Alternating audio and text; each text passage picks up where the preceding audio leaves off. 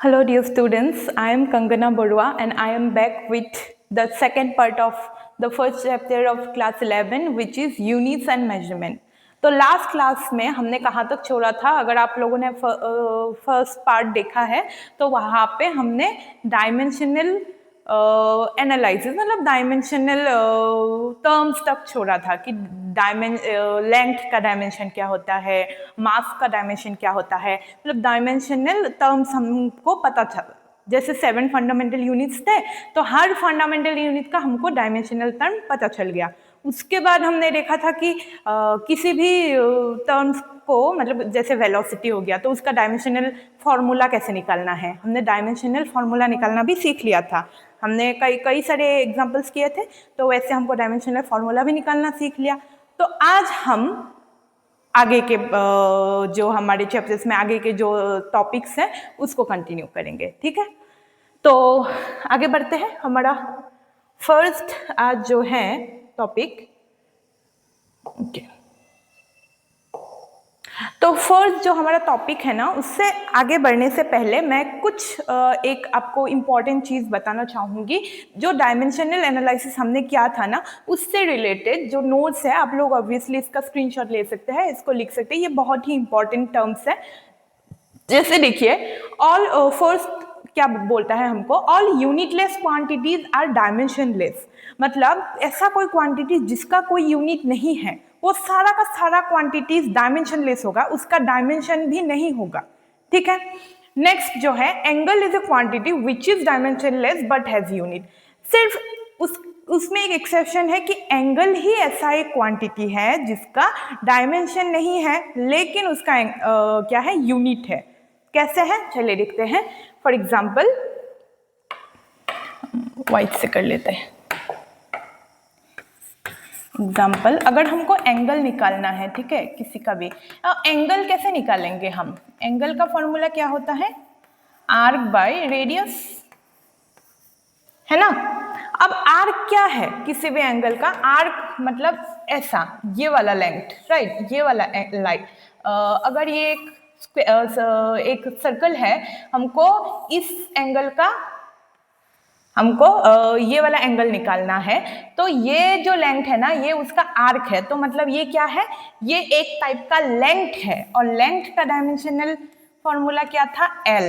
अब फिर radius, radius क्या है? सेंटर से जो पॉइंट, तो रेडियस भी क्या है? रेडियस भी एक टाइप का लेंथ है। मतलब क्या हो गया? ये कट गया, ये कट गया, तो मतलब इसका डायमेंशनल फॉर्मूला क्या बचा? इसका डायमेंशनल फॉर्मूला बचा m0 l0 t0। तो मतलब इसका कोई डायमेंशन है ही नहीं। अब लेकिन एंगल का डायमेंशन नहीं है, ये हमने प्रूफ कर लिया, लेकिन एंगल का तो यूनिट है, हमको पता चलता है क्या है। हम सब जानते हैं एंगल का यूनिट्स। यूनिट्स क्या क्या है? जैसे कि हाँ, डिग्री, रेडियन, स्टेरेडियन, ये सब डॉट डॉट डॉट।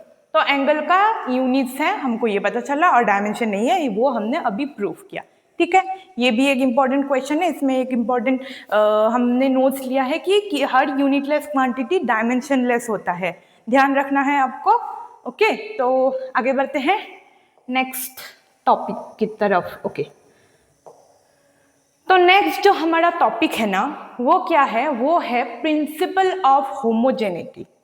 अब प्रिंसिपल ऑफ होमोजेनिटी क्या है, आइए देखते हैं। इन एनी फिजिकल इक्वेशन और एक्सप्रेशन ऑल टर्म, ये टर्म नहीं, ये टर्म्स होना चाहिए, ऑल टर्म्स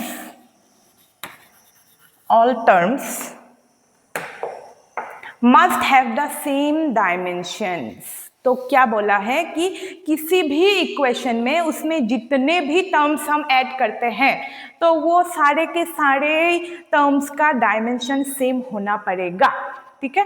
तभी हम वो इक्वेशन मतलब करेक्ट बोलेंगे, और या फिर उस इक्वेशन को हम क्या बोलेंगे? प्रिंसिपल ऑफ होमोजेनिटी फॉलो करता है। अब देखिए इसमें, देखिए होमोजेनिटी लिखा है। होमो वर्ड मतलब क्या बोलता है? जब भी होमो वर्ड आता है तो मतलब उसका मीनिंग होता है सेम, और हेटेरो वर्ड का मीनिंग होता है डिफरेंट। आपको बायो में ये ज़्यादा मिलेंगे, इसका ज़्यादा यूज़ मिलेंगे, लेकिन यहाँ फिजिक्स में भी इसका यूज़ है। होमोजेनिटी बोला है, होमो बोला है मतलब सेम है, कुछ ना कुछ तो इसमें सेम है। तो इसमें सेम क्या है? सेम ये है कि अगर कोई भी एक इक्वेशन है, सपोज मैंने एक इक्वेशन लिया है, ठीक है, ax plus B Y is equal to C Z, ठीक है। तो इसमें क्या करना है हमको, एग्जाम्पल की मदद से हम समझते हैं कि इसमें जितने भी टर्म्स है, मतलब dimension of A X should be equal to dimension of B Y should be equal to dimension of C Z. Clear है? आई होप आपको अभी एग्जाम्पल से समझ में आया होगा कि प्रिंसिपल ऑफ होमोजेनिटी कहना क्या चाहता है, कि कोई भी इक्वेशन उसके हर टर्म्स का डायमेंशन सेम होना पड़ेगा, ठीक है। क्लियर है? अब इसको हम आगे थोड़ा सा पढ़ते हैं। जैसे एक हम क्वेश्चन सॉल्व करेंगे। तो क्वेश्चन में क्या बोला है, find dimensions of A and B in the following equations. तो एक इक्वेशन दिया हुआ है, velocity is equal to distance, ये मल्टीप्लाई क्या हुआ है, distance into A plus B into time, ठीक है। तो इसको हम ये वाले फॉर्मूले से हमको क्या निकालना है, डायमेंशन ऑफ ये ए एंड बी का हमको डायमेंशन निकालना है। तो इसको हम कैसे करेंगे, प्रिंसिपल ऑफ होमोजेनिटी से। आइए इसको हम सॉल्व करते हैं। क्या करना है, देखिए पहले इसमें दिया है वेलोसिटी। तो वेलोसिटी, अभी हमने जो प्रिंसिपल ऑफ होमोजेनिटी का हमने जो एग्जांपल लिखा था ना, तो ये एग्जांपल के हिसाब से हर एक टर्म का डायमेंशन सेम होना पड़ेगा। तो उस हिसाब से ये यहाँ पे क्या है,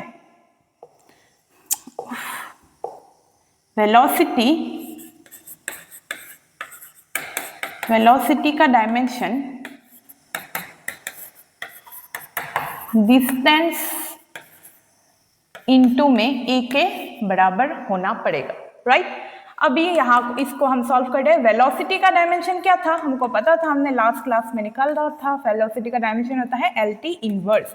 डिस्टेंस क्या है, डिस्टेंस है एल इनटू में ए। अब हमको ए का डायमेंशन पता चल गया। ए क्या है, एल को इधर लेके आएंगे, क्रॉस मल्टीप्लाई करेंगे, तो ए का डायमेंशन होता है टी इनवर्स, ठीक है। क्लियर है? ठीक वैसे ही अभी हमको बी का भी निकालना है। थोड़ा सा सुंदर से बनाते हैं इसको।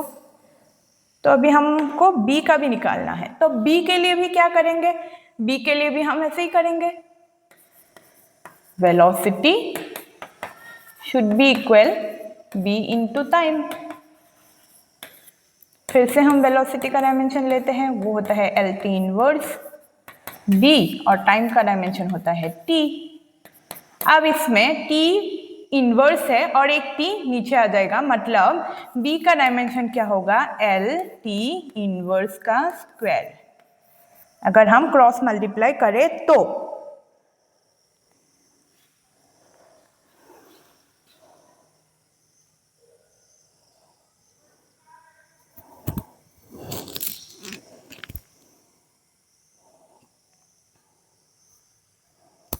एल टी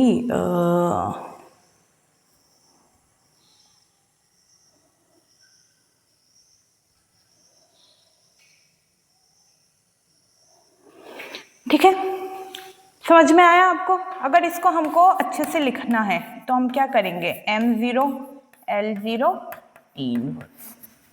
और अगर इसको अच्छे से लिखना है डायमेंशनल फॉर्मूला में m0 l to the power 1, या फिर डायरेक्ट हम l भी लिख सकते हैं इसको, और t इनवर्स का स्क्वायर। तो ये यहां से हमको मिल गया किसी भी दो अननोन क्वांटिटीज का डायमेंशनल फॉर्मूला। कौन सा इक्वेशन, कौन सा रूल फॉलो करके, वो है principle of homogeneity. Principle of homogeneity follow करके हमने ए और बी का डायमेंशनल फॉर्मूला निकाल लिया, ठीक है। क्लियर है? अब हम आगे बढ़ते हैं। अच्छा, इसमें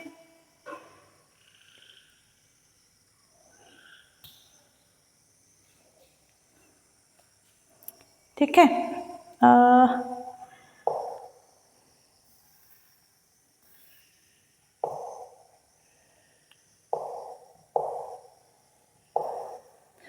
ओके।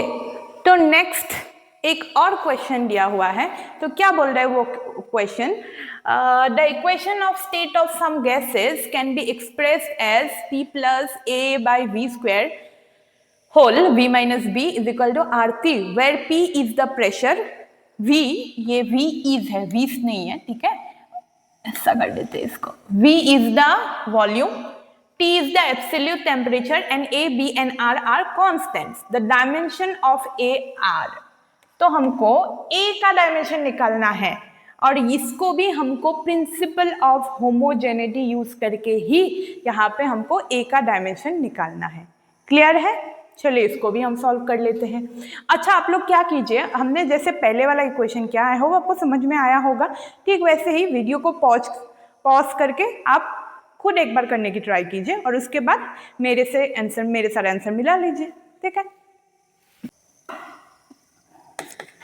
ओके, तो हम पहले एक बार इक्वेशन और लिख लेते हैं अच्छे से, A P plus A by V square V minus B is equal to R into T. अब यहाँ पे मैं एक और इम्पॉर्टेंट बात बताना चाहूँगी कि प्रिंसिपल ऑफ होमोजेनिटी के अकॉर्डिंग हम किसी भी टर्म को उसी के साथ कब ऐड कर सकते हैं, जब दोनों का डायमेंशन सेम है। आई थिंक ये मैंने आपको फर्स्ट लेक्चर में बताया है कि कोई भी टर्म हम सेम डायमेंशन वाले टर्म के साथ ही ऐड कर सकते हैं, ऐड या सब्ट्रैक्ट कर सकते हैं। डिवीजन में हम अलग अलग कर सकते हैं, लेकिन एडिशन में दोनों का डायमेंशन सेम होना पड़ेगा। जैसे लेंथ को लेंथ के साथ ही हम जोड़ सकते हैं, है कि नहीं। जैसे मैं आपको अगर एग्जाम्पल दूं, हाँ, मेरे पास ये पानी का बॉटल है, ठीक है, इसमें पानी है, कुछ मान लेते हैं 750 ml का पानी है। अब मैं इसमें एक थोड़ा सा पानी और ऐड कर दूंगी, तो मैंने इसमें 50 ml पानी ऐड किया। अब मेरे पास टोटल पानी कितना हुआ, तो आप बोलोगे कि 800 ml है। तो आपको कैसे हमने उसका निकाल लिया, क्योंकि दोनों का डायमेंशन सेम है, दोनों लिक्विड है, दोनों को मैंने ml में क्या है कन्वर्ट, दोनों को ml में ऐड करना इजी है। अब लेकिन अगर मैं इसमें पानी के साथ, मैंने बोला कि इसमें 850 ml पानी है और आप इसके साथ बॉटल का हाइट माप के बोलो, ये कोई सेंस, ये बात का किसी से कोई सेंस है? इसका कोई सेंस नहीं है ना। ठीक वैसे ही मतलब मेरे कहने का मतलब ये है कि हम किसी भी टर्म को एक साथ कब हम उसको एडिशन या सब्ट्रैक्ट कर सकते हैं, जब दोनों का डायमेंशन सेम है, मतलब दोनों लेंथ है तो लेंथ के साथ, लेंथ में भी मीटर को मीटर में, किलोमीटर में है तो मीटर में हम नहीं कर सकते, हम उसको यूनिट में कन्वर्ट करना, सेम यूनिट में कन्वर्ट करना पड़ेगा, यूनिट कन्वर्जन भी आएगा इसके बाद, है ना। ठीक है, तो आई होप आपको आइडिया लग गया होगा कि मैं बोलना क्या चाह रही हूँ, कि किसी भी टर्म को हम कब ऐड कर सकते हैं, जब दोनों का डायमेंशन सेम है। दोनों अगर लेंथ में है तो लेंथ में होना पड़ेगा, क्या बोल रही हूँ, अगर वो टेम्परेचर है तो टेम्परेचर होना पड़ेगा, है ना। लेंथ को मैं टेम्परेचर के साथ तो नहीं जोड़ सकती, नहीं सब्ट्रैक्ट कर सकती, राइट। तो उसी रूल के अकॉर्डिंग इसमें क्या होगा, ये जो P है और जो A प्लस वी स्क्वायर है, ये दोनों देखिए, ये दोनों ऐड हुआ है। ठीक वैसे ही ये जो B है और ये जो V है, ये दोनों माइनस किया गया है, सब्ट्रैक्ट हुआ पड़ा है। तो मतलब हम यहाँ पे ये वाला रूल लगा सकते हैं कि इन दोनों का डायमेंशन और इन दोनों का डायमेंशन सेम होना पड़ेगा, राइट। तभी तो ये ऐड है और सब्ट्रैक्ट है। अभी हमने पता किया, मतलब मैंने आपको बताया, तो उसके अकॉर्डिंग क्या होगा, dimension of P should be equal to dimension of, इसको अलग अलग करके लिखते हैं हम, should be equal to dimension of A by V square, right. अब P क्या है, हमको बोला है कि P है प्रेशर, तो प्रेशर का डायमेंशन क्या है, हमने आई थिंक फर्स्ट क्लास में निकाला था, अगर नहीं भी निकाला है तो आप लोग निकाल लीजिए कि प्रेशर होता है फोर्स इनटू में एरिया, राइट। तो हम प्रेशर का डायमेंशन निकालते हैं।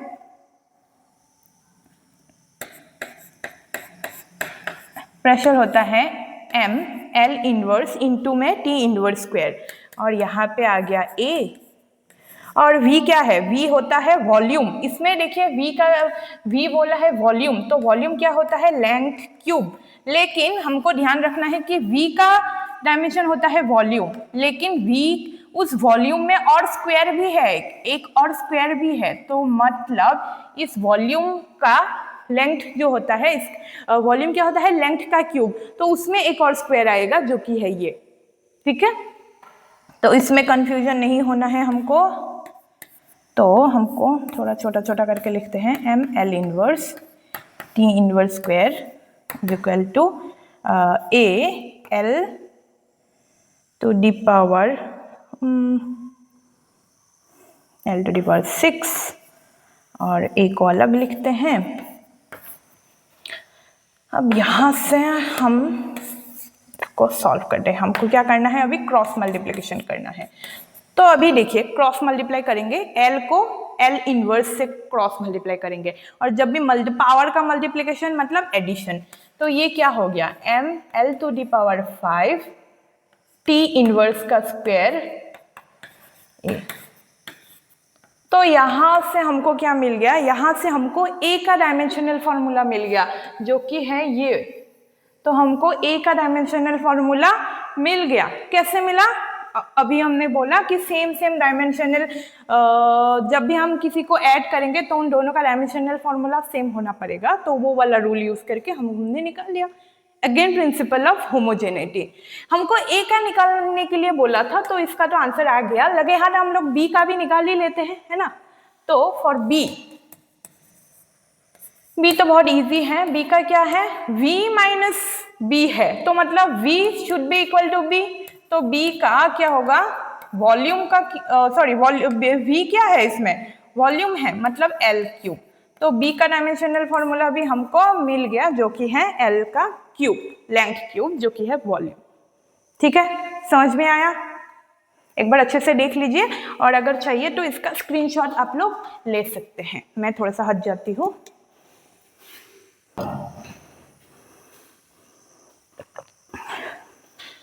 ओके, तो हम अभी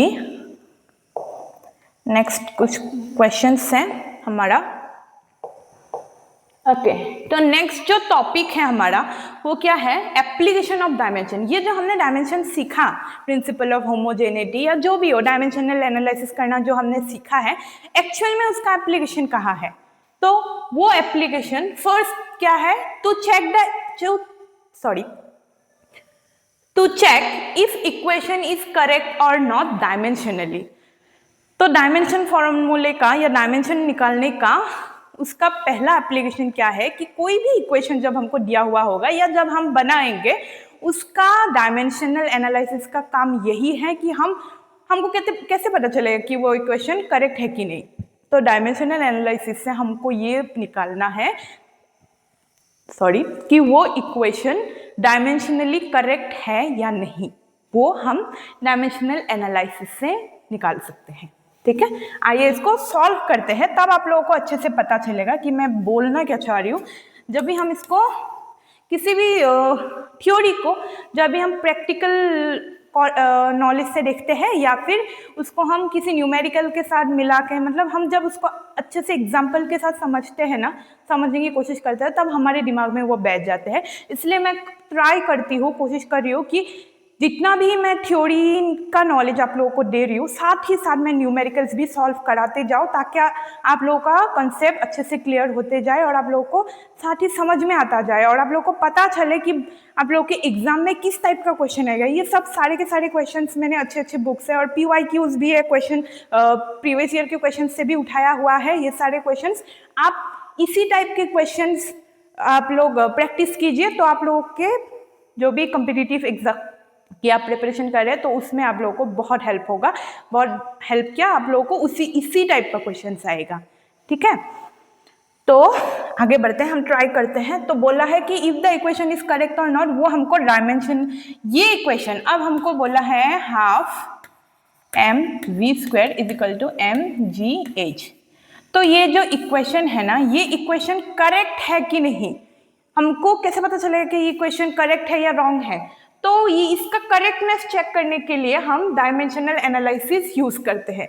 तो हम इसको अगर इन दोनों का, जैसे ये लेफ्ट हैंड साइड और राइट हैंड साइड में जो भी दो टर्म्स है, again principle of homogeneity use करके अगर दोनों का डायमेंशनल फॉर्मूला सेम निकला तब हम बोल सकते हैं कि ये इक्वेशन करेक्ट है, और अगर दोनों का डायमेंशनल फॉर्मूला अलग निकला तो ये इक्वेशन करेक्ट नहीं है।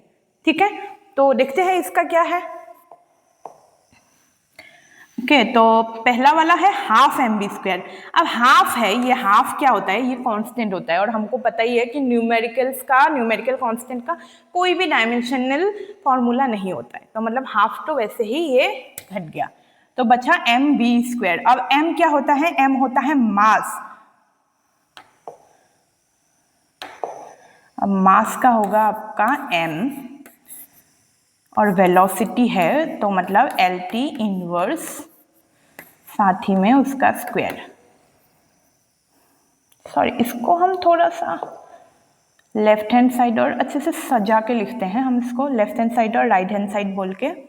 तो L H S, left hand side में क्या है, हाफ एम वी स्क्वायर, तो हाफ तो हट गया, तो मतलब एम का हो गया मास, का हो गया मास, वेलोसिटी का हो गया एल टी इनवर्स। तो हमारा इसका डायमेंशनल फॉर्मूला मिल गया एम एल टी इनवर्स। ठीक है, और अभी हम करेंगे, लेफ्ट हैंड साइड हमको मिल गया, अभी हम करेंगे राइट हैंड साइड। तो आर एच एस में क्या है, एम जी एच। ठीक है, अब देखिए इसमें m क्या है, m है मास, g क्या है, g है एक्सिलरेशन ड्यू टू ग्रेविटी। अब एक्सिलरेशन ड्यू टू ग्रेविटी हो किसी भी हो, है तो वो एक्सिलरेशन ही है ना, तो मतलब उसका डायमेंशनल फॉर्मूला क्या होगा, जो हमारा नॉर्मल एक्सिलरेशन का है, मतलब एल टी इनवर्स का स्क्वायर, और h है जो कि है हाइट मतलब क्या हो गया, लेंथ, तो इसका होता है m। अच्छा, इसमें देखिए आप, सॉरी मैं ये भूल गई, ये जो v है ना, इसमें एक स्क्वायर भी है, स्क्वायर है ये ऊपर, मतलब वेलोसिटी का डायमेंशनल फॉर्मूला के ऊपर एक स्क्वायर भी आएगा साथ में, तो मतलब ये क्या बन गया, एम एल स्क्वायर, और ये बन गया इनवर्स का स्क्वायर। ठीक है, मैंने अभी वही बोला था लास्ट जो मैंने प्रॉब्लम सॉल्व कराया था कि इसको नहीं भूलना है, ये पावर वाला जो भी हमारा ऊपर पावर में जो भी स्क्वायर है, जो भी है, ये पावर को हमको नहीं भूलना है, वरना मेरे जैसा गड़बड़ हो जाएगा और ये पूरा इक्वेशन अभी हम गलत सॉल्व कर देते। तो इसको हमको अच्छे से याद रखना है। इसको करते हैं, और यहाँ पे क्या होगा, देखिए 2l है तो l का स्क्वायर और t का इनवर्स का स्क्वायर, तो मतलब इसको हम लिखेंगे m, साथ में अगर मिला के लिखे l square t inverse square. अब देखिए क्या राइट हैंड साइड और लेफ्ट हैंड साइड दोनों बराबर है, बिल्कुल, दोनों में क्या है आपका m है, l स्क्वायर है, t इनवर्स स्क्वायर है, यही है इसका डायमेंशनल एनालिसिस। तो मतलब इसमें है LHS is equal to RHS, तो मतलब इसका मतलब क्या होता है कि the equation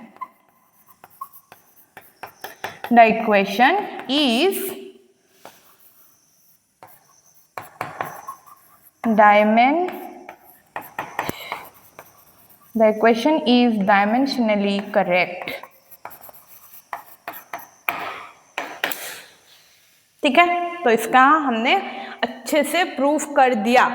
और नेक्स्ट एक और क्वेश्चन दिया हुआ है जो कि है torque is equal to half M B square, तो इसको हम दूसरे पेज में करते हैं।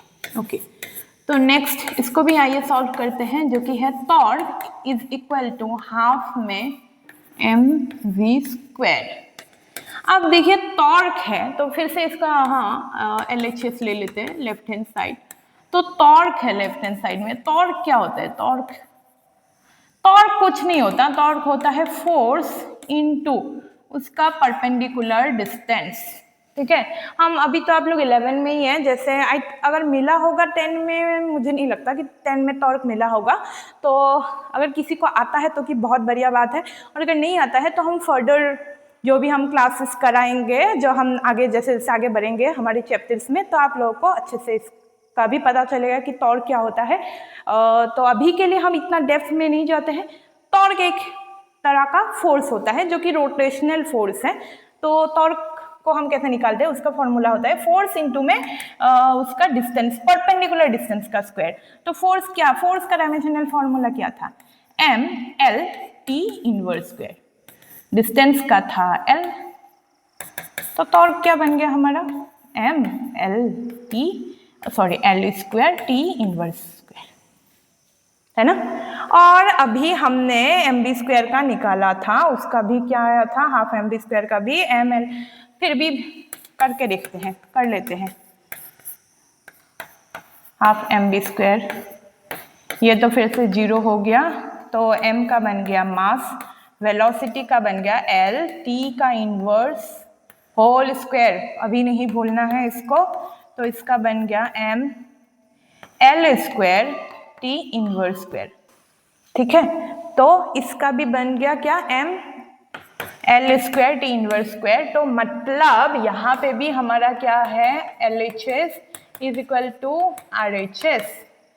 तो यहाँ से हमको क्या पता चला कि this equation is also dimensionally, क्या है, डायमेंशनली करेक्ट, क्योंकि दोनों का लेफ्ट हैंड साइड और राइट हैंड साइड का डायमेंशन सेम मिला है, ठीक है। तो इसी टाइप का क्वेश्चन आपके एग्जाम में ज़्यादा आएगा, तो मैंने ट्राई किया है कि जैसा जैसा क्वेश्चन हमारे प्रीवियस ईयर के एग्जाम्स में आए हैं उसी को मैंने उठा के कराने की कोशिश की है और एग्जाम्पल के साथ समझाने की कोशिश की है। तो अभी तक हमने जो भी किया है, आई होप आपको समझ में आ रहा होगा, और अगर नहीं भी, कहीं पे भी कुछ भी डाउट हो, कुछ नहीं आ रहा है समझ में, तो आप हमको कमेंट में ज़रूर बताइए कि आपको क्या नहीं समझ आ रहा है, तो मैं उस पर और ज़्यादा डिटेल में आप लोगों को समझाने की कोशिश करूँगी, कमेंट में ही सही या दूसरा वीडियो बना के, ठीक है।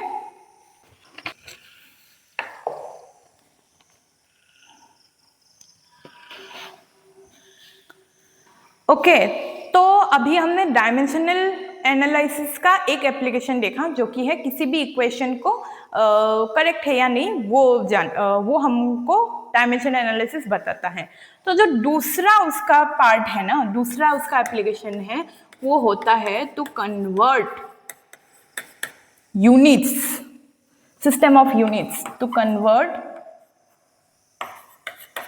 सिस्टम ऑफ यूनिट्स, ठीक है। अब ये कन्वर्ट और सिस्टम ऑफ यूनिट्स क्या होता है, एक्चुअल में ये क्या है, इसको तो हम डिटेल्स में नेक्स्ट वीडियो में पढ़ेंगे, लेकिन फिर भी इस वीडियो में हम थोड़ा सा हिंट दे के रखते हैं, थोड़ा सा जान लेते हैं। तो इसका मतलब क्या है, किसी भी एक सिस्टम के यूनिट से दूसरे सिस्टम की यूनिट में किसी भी इक्वेशन को या ऑब्जेक्ट को कन्वर्ट करने के लिए हम डायमेंशनल एनालिसिस या डायमेंशनल फार्मूला यूज़ करके देख सकते हैं, जो कि ज़्यादा एक्यूरेट होता है और इजीली हमको उसका असली वाला वैल्यू मिलता है, ठीक है। तो मतलब मेरे कहने का मतलब फिर से मैं समझाती हूँ, जैसे यूनिट्स कितना है, 2 टाइप का है, 3 टाइप का है ऐसे। एक है, फर्स्ट है SI यूनिट, 2 3 नहीं एक्चुअली ये, हाँ 3 ही मान सकते हैं, ओके। तो अरे सॉरी, पहले हम लिखते हैं system of units. System of units होता क्या है आखिर,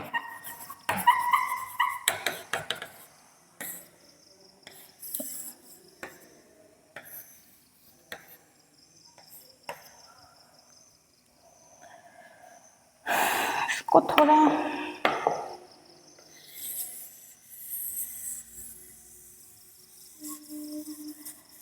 अच्छे से बनाते हैं। सिस्टम ऑफ यूनिट्स, आखिर में ये सिस्टम ऑफ यूनिट्स होता क्या है। तो सिस्टम ऑफ यूनिट बोले तो ये कुछ ऐसा कुछ रॉकेट साइंस तो नहीं है, बस कुछ यूनिट्स हैं, मतलब कुछ सिस्टम्स हैं यूनिट्स के। क्या क्या अभी हम लिखते हैं। तो पहला जो सिस्टम का यूनिट है ना, वो होता है आपका MKS, दूसरा है CGS, दूसरा है CGS और तीसरा होता है FPS। ठीक है, तो हमारे पास 3 सिस्टम हैं यूनिट्स के।